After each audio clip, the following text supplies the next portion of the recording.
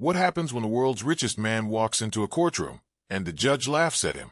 Why did Elon Musk choose to defend himself with just a clicker and a few slides against $1 billion lawsuit? And how did he leave everyone, including the judge, stunned into silence with one unexpected move? This isn't just a courtroom drama, it's a real-life genius at work. Stay tuned to find out how Elon flipped the entire case on its head. "You can't be serious," the judge said, chuckling under her breath, as Elon Musk stood confidently at the defendant's table, calm and unmoved. The sound of her voice carried a trace of disbelief, almost mockery. But Elon's expression didn't change. He didn't blink. He simply stood there, hands folded, waiting. The courtroom was packed. Rows of seats were filled with journalists, tech bloggers, and financial analysts. Some had flown in from overseas just to witness this case. A storm of whispers rippled through the gallery as cameras clicked in rapid bursts. The world was watching. This wasn't just another corporate lawsuit. This was Elon Musk, CEO of Tesla and SpaceX, the man who sent rockets into space and shook up Wall Street with a single tweet. And he was being sued for allegedly manipulating Tesla's stock price, an accusation that could cost him over $10 billion. But instead of hiring a battalion of lawyers, Musk had done the unthinkable. He fired most of his legal team. And now, standing before a federal judge, he was about to defend himself. Judge Rebecca Millard adjusted her glasses and scanned the piece of paper in her hand. Elon's opening statement. A veteran in the legal world with more than 3 decades on the bench, she had seen every kind of defense. Brilliant, ridiculous, daring, even dishonest. But this she had never seen. "This reads like a blog post," she said aloud, her voice echoing slightly. "Not a legal defense." A few people in the courtroom laughed quietly. Others looked at Musk, waiting for a reaction. He remained still, completely composed. His voice was calm and clear when he finally responded. "Sometimes, the truth doesn't need complicated language, Your Honor," he said. "Just courage." The laughter stopped. The room fell still. For a long moment, no one spoke. The judge looked up, perhaps expecting him to smile, to show some sign that he was joking. But Elon wasn't joking. His words were deliberate, almost philosophical. Judge Millard sat back in her chair, studying the man in front of her. He wasn't dressed like a typical lawyer. No stiff collar or overly polished shoes. Just a clean suit, dark tie, and that familiar no-nonsense demeanor. She'd seen tech billionaires before, but this was different. Musk wasn't here to play along with the courtroom's rituals. He was here to win, with reason, not theatrics. Outside the courtroom, social media was already erupting. Live tweets quoted Elon's words. "Just courage." News anchors scrambled to cover the moment. Hashtags like hashtag Musk versus Wall Street and hashtag Elon in court started trending. Inside, though, it was pure tension. The lawsuit claimed that Musk's tweet, considering taking Tesla private at $420, funding secured, was misleading and caused artificial inflation of Tesla stock. Investors who lost money accused him of manipulating the market. But Elon was ready to argue that the media and Wall Street overreacted, not because of lies, but because they didn't understand his vision. Now here he was, no flashy lawyers, no long legal jargon, just a man, his belief in facts, and a stubborn refusal to back down. The judge raised an eyebrow, then glanced at the prosecution.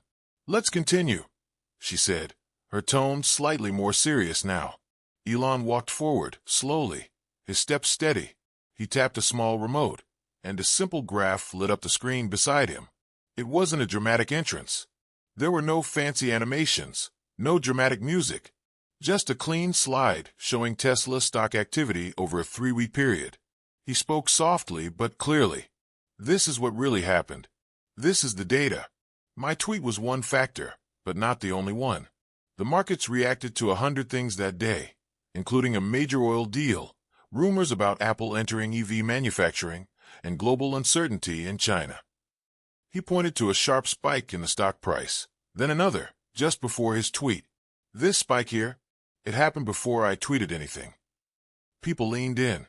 Even the judge did. Reporters scribbled notes furiously. Some simply recorded, knowing they couldn't keep up with the flow of information. Elon was moving fast, but not confusingly so. Everything was simple, clear, honest. He wasn't trying to be a lawyer. He was trying to tell the truth, and he trusted that the truth, shown plainly, would be enough. Then he paused, looking at the judge. I understand that the courtroom follows rules, and I respect that. But if we truly care about justice, we must also care about truth. And truth doesn't always wear a tie. Gasps rippled through the room, not from disrespect, but from the raw directness of what he said. Judge Millard narrowed her eyes, thinking, and for the first time that morning, she didn't laugh. Instead, she leaned forward and said, "Proceed, Mr. Musk." The opposing counsel leaned back in his chair with a smug grin, his expression dripping with overconfidence. Surrounding him were towering stacks of legal files, thick binders, and high-priced attorneys whispering strategies. They had spent months preparing for this trial, bringing in analysts, consultants, and financial experts. Every inch of their strategy screamed one thing: dominate the room. And then there was Elon Musk. No legal entourage, no suit-wearing army, just a man with a few printed slides, a small remote in his hand, and a quiet fire behind his eyes. Spectators in the courtroom whispered among themselves. Some were excited, some were nervous, others were just waiting for Elon to crash and burn. After all, how could a tech billionaire, even one as brilliant as Musk, stand alone against an elite legal team backed by billions? As Elon walked toward the center of the courtroom, there was a moment of silence. Not out of respect, more like hesitation. People were almost cringing, expecting him to stumble over legal terms or lose track of the narrative. But then he looked up at the judge, clicked his remote, and began to speak. "Let's talk facts, not fiction," he said, his voice even and confident. "Let's talk data, not drama." Behind him, the projector flickered to life. A clean, minimal slide displayed Tesla's stock performance across a series of dates. Nothing flashy, just raw numbers and simple charts. Elon didn't need theatrics. His power was in clarity. He pointed to one graph. "This spike here happened before I tweeted anything. This drop came long after. If the prosecution is going to argue that my single tweet changed the entire financial world, they need to explain why the timeline doesn't support it." The courtroom began to shift. People leaned in. Reporters scribbled faster. The opposing counsel stopped smiling. Elon continued, pulling up another slide, this one with market headlines from the same week as his infamous Tesla going private at $420 tweet. Trade war fears with China. A surge in oil prices. Rumors about Apple launching an electric vehicle. The financial world had been chaotic, and Musk was connecting every day. "These headlines," he said, pointing one by one, "cause more volatility than anything I wrote on Twitter. Markets don't move because someone makes a casual comment. They move because people panic, or because big media runs with half a story before checking the facts." Then came the moment that shifted the tone completely. Elon clicked again. This time, the slide wasn't a graph. It was a screenshot of code, lines of artificial intelligence programming. Confused murmurs echoed through the room. "I trained an AI," he explained. "A sentiment analysis model. It scanned millions of data points, tweets, news articles, search trends, and market activity. And what it found is simple." Another click. A pie chart appeared. According to this model, only 2% of the stock movement during the period in question can be traced to my social media activity. The rest? Media speculation, investor emotion, global triggers, and short squeeze mechanics. The judge, who had previously worn an expression of distant amusement, leaned forward slightly. Her smirk faded. Elon turned to her directly, his voice softening, not out of weakness, but out of measured purpose. "Your Honor, they want to believe I caused chaos with a tweet, but they're ignoring everything else happening at that time. They're simplifying a complex system, one built on emotion, speculation, and media frenzy. My AI shows what financial experts missed, that the market is bigger than one man, no matter how many followers he has." The prosecution tried to interrupt. "Objection, this is unverified technology. It's not admissible." But the judge raised her hand. "Let him continue." There was a pause. Silence swept across the room. Elon took a breath and finished the demonstration with one final slide. Testimonials from independent investors who had sold or bought Tesla shares during that period. Their reasons were all different. None mentioned his tweet. People make decisions based on fear, opportunity, and news cycles. Not every move I make defines the market. And if we start believing that, we're putting too much power in the hands of headlines, not truth. For a moment, the courtroom didn't feel like a courtroom. It felt like a lesson, one from a man who had built rockets, revolutionized transportation, and now was teaching the legal system how tech, media, and human behavior are more connected than anyone dared admit. Judge Millard leaned back in her chair, her face unreadable. But one thing was clear. This wasn't the joke she thought it might be. This wasn't just a billionaire being bold. This was a calculated, precise, data-driven defense. Then came the moment that changed everything. Until now, Elon Musk had held his ground with data, logic, and composure. But the prosecution was ready to go in for the kill. Their lead attorney stood up and declared boldly, Mr. Musk's tweet claiming he might take Tesla private at $420 was reckless. It misled investors. It caused panic. It moved the market based on nothing but smoke. There it was, the core of their argument. That one tweet, just 61 characters long, had supposedly thrown the financial world into chaos. The courtroom tensed, as if bracing for a blow. But Elon didn't flinch. Instead, he smiled calmly. Let's test that theory, he said. Whispers broke out in the gallery. The prosecution looked surprised. Even the judge tilted her head slightly. Elon turned to the bailiff. I'd like to call my first witness. A moment later, a man in his mid-40s walked to the stand. He looked ordinary, jeans, blazer, nervous smile. But he was no ordinary witness. He was a Tesla shareholder who had sold his stock the same day of the infamous tweet. The prosecution looked intrigued. They were confident this would support their case. Elon approached the witness stand. Did you sell your Tesla shares on the day I tweeted about taking the company private? Yes, the man replied. Was my tweet the reason you sold? The man shook his head. No, actually. I sold because of breaking news about China imposing new tariffs on U.S. goods. I've got family working in manufacturing, and I got spooked. There was a pause in the courtroom. A subtle shift. Elon didn't stop there. He turned to the judge. Your Honor, I have 5 more shareholders ready to testify. Each one made trading decisions around that time, but none of them cite my tweet as the cause. One by one, the witnesses took the stand. A young woman explained she sold her shares after a friend warned her about oil price shocks. An older gentleman said he was rebalancing his retirement portfolio based on a tip from his financial advisor. A mother of 3 said she simply needed the cash. Her car had broken down that morning. Not a single person blamed Elon's tweet. Every testimony chipped away at the prosecution's claim that his tweet had sparked blind panic. Then, Musk walked to the center of the room again, standing in front of the screen. He clicked his remote.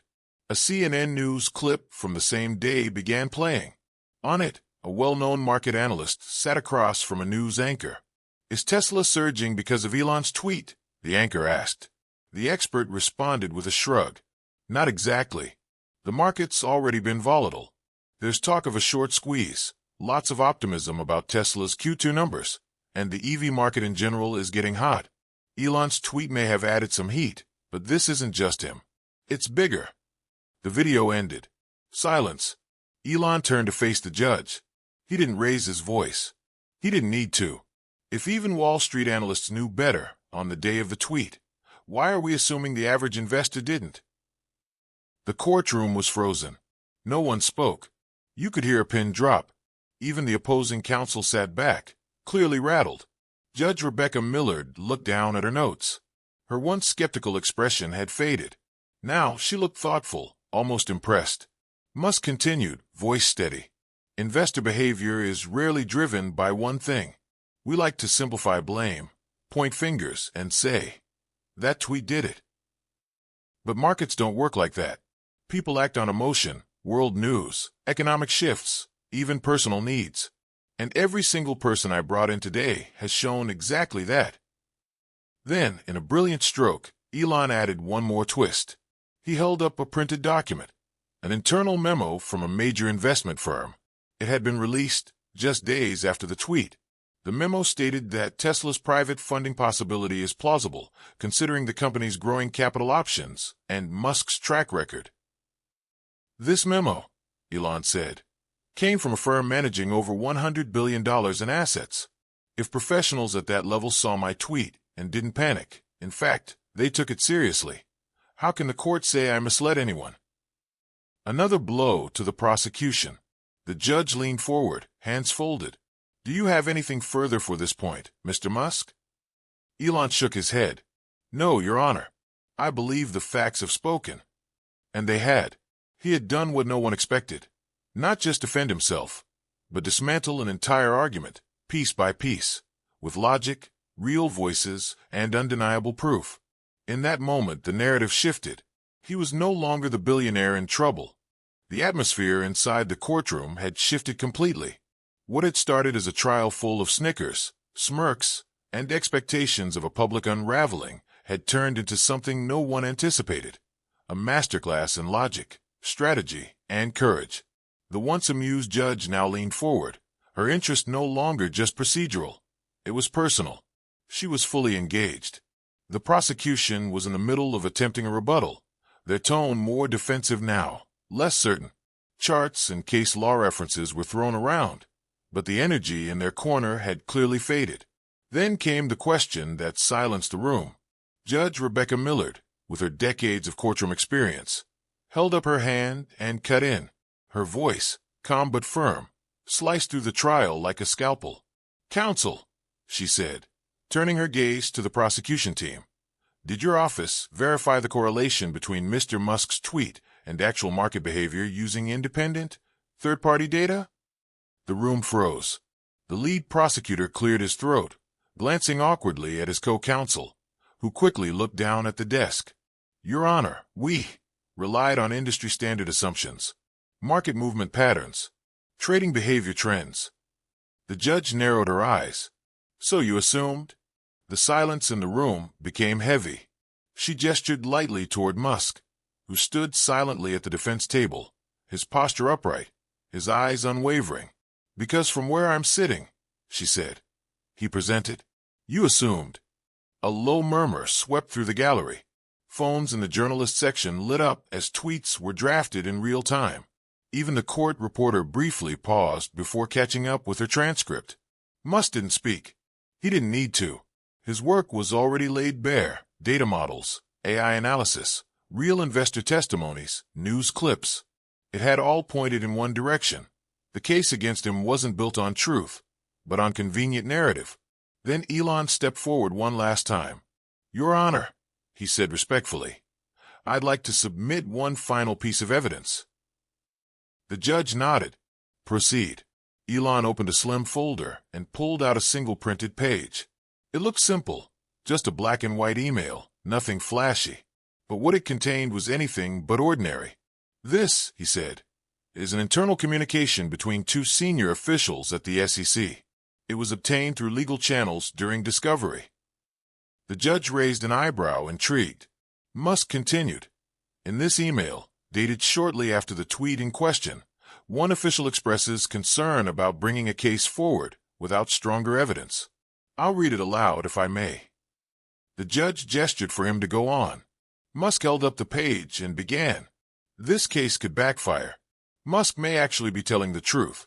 His funding claims aren't as far-fetched as the media is making them out to be. If we can't demonstrate actual harm or manipulation with hard data, this will turn into a PR disaster." Gasps echoed around the courtroom. A few jaws visibly dropped in the press row. This was no longer just about proving Elon's innocence. It was about exposing that even the government wasn't fully convinced he'd done anything wrong. The prosecution scrambled. "Objection. That's privileged communication." But the judge shook her head. "Overruled. If this document was acquired legally through discovery, it's admissible." She turned her attention fully toward the page in Elon's hand. Her eyes scanned the text. She didn't speak right away, but her silence said more than words could.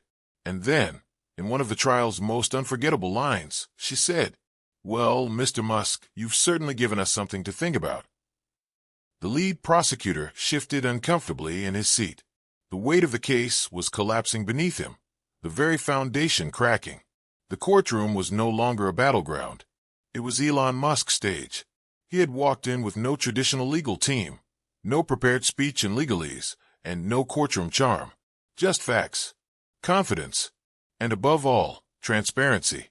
Where the prosecution relied on assumption and emotion, Musk brought evidence and logic. Where they brought volume, he brought truth. The judge sat back in her chair and looked around the courtroom. "We will recess until tomorrow morning to review the full content of this email and allow counsel time to respond." The gavel tapped once. As she stood to leave, her eyes met Musk's one more time. There was no laughter now, only respect. Headlines flooded the internet within hours. Musk turns courtroom into tech lab. Judge stunned by Elon's evidence. Prosecution scrambles after Musk's AI bombshell. The world was watching, and the tone had shifted. In just days, Elon Musk had transformed public opinion. What began as a legal spectacle people tuned into for laughs had turned into a dramatic lesson in intelligence, truth, and resilience. His unconventional courtroom style had not only disarmed the opposition, but deeply impressed both experts and skeptics.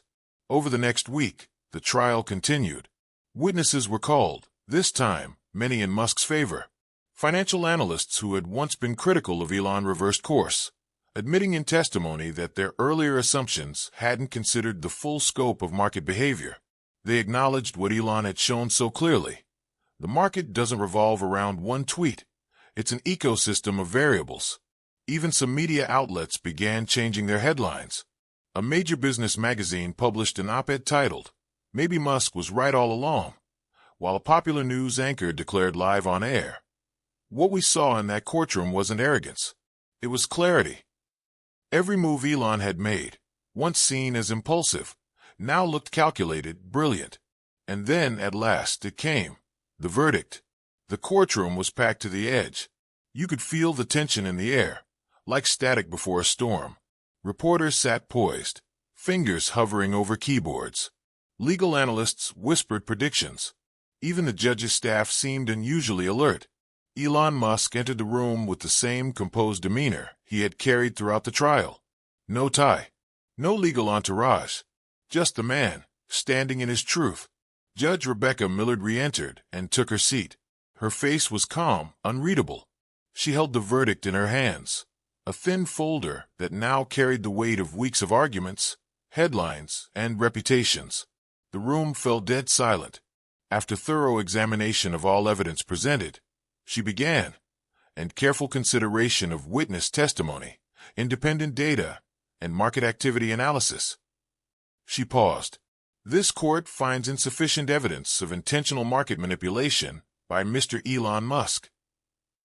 A beat. Case dismissed. Gasps filled the room. Some spectators clapped quietly. Others simply sat in shock. But the moment wasn't over yet. Judge Millard looked directly at Elon, something she had rarely done during the earlier parts of the trial. Her voice softened. "Mr. Musk, when you submitted your opening defense, I laughed. It felt unorthodox, simplistic. I assumed I was watching a brilliant businessman walk into a legal minefield unprepared." She looked down for a moment, then met his gaze again. "But I underestimated your mind." The room went still again. "Today," she continued, "I've been reminded that genius doesn't always wear a tailored suit or speak with polished legal jargon. Sometimes it speaks through numbers, through truth, through data." There was a stunned silence. A kind of quiet respect filled the space. And then applause. Not from everyone, but enough to make the walls echo with a sense of finality and redemption. Elon didn't raise his arms. He didn't smile smugly. He simply nodded, his voice steady and humble. "I just wanted the facts to speak." And they had. The prosecution gathered their papers in silence, avoiding eye contact. Their case had unraveled publicly. Not through scandal, not through theatrics, but because a man armed with facts and a belief in transparency had outthought an entire legal machine. Outside the courthouse, a crowd had gathered. Some were supporters, cheering as Elon exited. Others were just curious citizens, drawn to the energy of a trial that had captivated the world. Cameras flashed. Microphones were pushed forward. One journalist shouted, "Elon, any words for your critics?" He paused, turned briefly, and said, "Always verify. Never assume." Then he walked away. By evening, the internet was ablaze with praise. Videos of his defense went viral. Tech blogs dubbed him the disruptor of the courtroom. A popular law professor posted, "Today's trial will be studied in law schools, not for its legal argument, but for its strategic brilliance." But for Musk, it wasn't about winning the headlines. It was about something deeper, proving that truth, no matter how unpolished, always has power, and that being misunderstood doesn't make you wrong. It makes you a target, until the truth catches up. This moment marked not just the end of a trial, but the beginning of a new chapter in how the world viewed Elon Musk. Not just as a CEO, not just as an innovator, but as someone who stood up, alone, and won, not through power or politics, but through intelligence and belief in the facts. And that is how Elon Musk stunned a courtroom and the world.